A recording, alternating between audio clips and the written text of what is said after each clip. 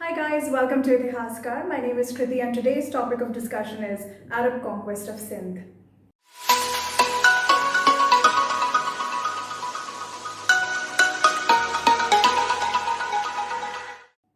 The first and the foremost thing that we need to do is establish the geopolity of the Indian subcontinent and the Arab world of 710 CE. While the Arab world was expanding under the Umayyad Caliphate's ambitions, the Sindh area was ruled by the Chach dynasty established by King Chach. Sindh, in present-day Pakistan, is highlighted yellow, which signifies Arab conquests under the Umayyad Caliphs.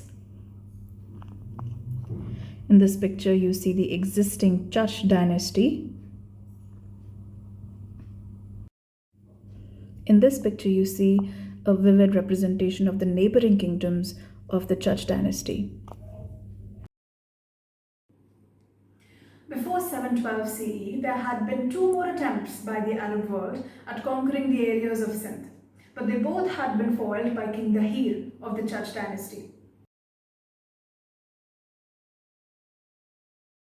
Now, in this scenario, Hajjaj Ibn Yusuf becomes important to our understanding.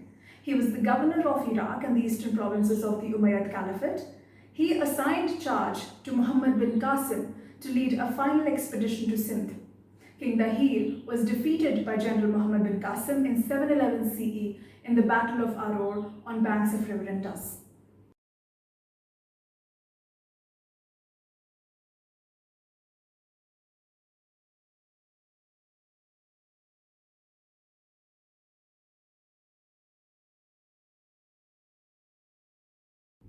Why did the Arabs invade Sindh?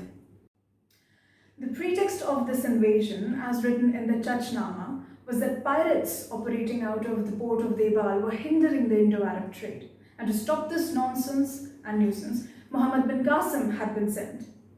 However, the expansionist policy of the Umayyads, by the way of conquest, was purely interested in accumulating wealth, expansion of territories, and building glamour around the throne of Caliph.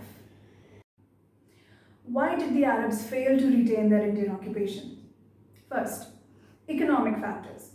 The area of Sindh was a desert, and successive governors of Sindh, Qasim, Junaid, and Tamim, had always requested the Caliph at Baghdad to send funds, and soon Sindh became a burden. It was unprofitable as an economic bargain and therefore had to be abandoned. Second, geopolity of the region. As Sindh was quite far off from Baghdad, in any case of urgency or revolt, the Arab governor could hardly expect any reinforcements. Third, resistance by the locals. Further Arab expansions were checked by the Chalukyas and later on the Rashtrakutas. Fourth, complex internal political situation in Arabia. In 750 CE, the Abbasids overthrew the Umayyad dynasty, which affected negatively the cause of Sindh governors. Impact of Arab conquests. First, Indian subcontinent came into contact politically with the Muslim world for the first time. Secondly, mutual relationship developed between Arab governors and the people of Sindh.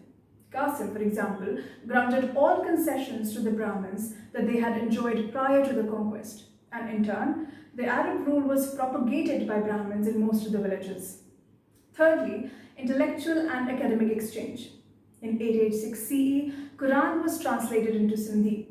Sanskrit works like Brahma Siddhant was translated to Arabic by Al-Fazari as Ilm-e-Hinsa, the famous numeric sciences of India which Arabs learned after translations.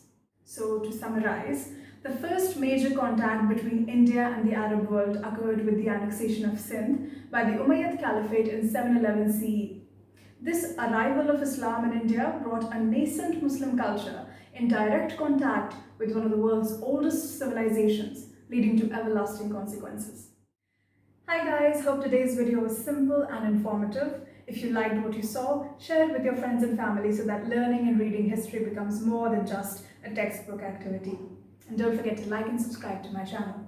See you next time.